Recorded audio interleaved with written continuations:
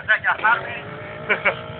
Ακολουθεί ένα BMW Mi5 με το νούμερο 105 Βουδούρης Ευθύμιος, BMW Βουδούρης ο χορηγός. Και με το νούμερο BMW Club. Δύο δικίνη Βουδούρης Ευθύμιος, τριάρα καρόσα με μοτέρα από Mi5. Ξεκίνησε το γύρο για να ζεστάνει τα λευκά και το μοτέρ.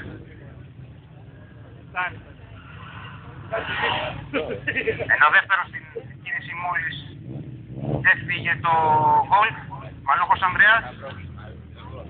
Ακούγεται δυνατό. Ενώ με τη συμμετοχή 106, ο Λαφογιάννης ο Μιχάλης μόλις φεύγει από την εκκίνηση.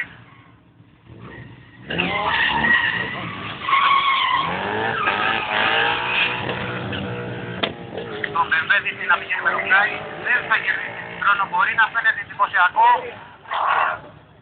αλλά δυστυχώς ακούγεται πολύ δυνατό το Golf, ενώ το Mi5 είναι και αυτό με πόρτες θα λέγαμε. Λίγο το παράκανε, λίγο χώμα, λίγο άσφαλτος, ίσως θα πρέπει να κινηθεί λίγο πιο όρημα, να πιάσει κανένα χρόνο.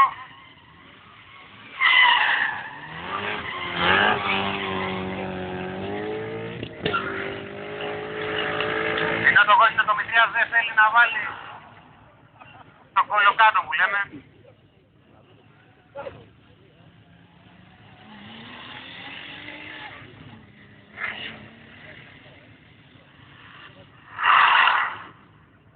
Περίεργο ακούγεται το Golf.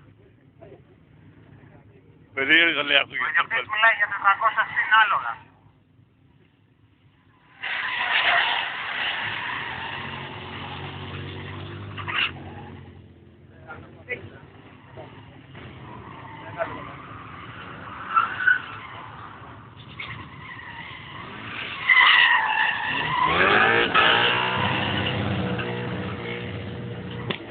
Μόλις ξεκίνησε να μετέχει περνάει το σημείο εκκίνησης με το πλάι, λόγια στα φυσικά από αυτόν. Πολύ φοβάμαι όμως ότι σε αυτή την τριάδα δύσκολα θα βρούμε κάποιο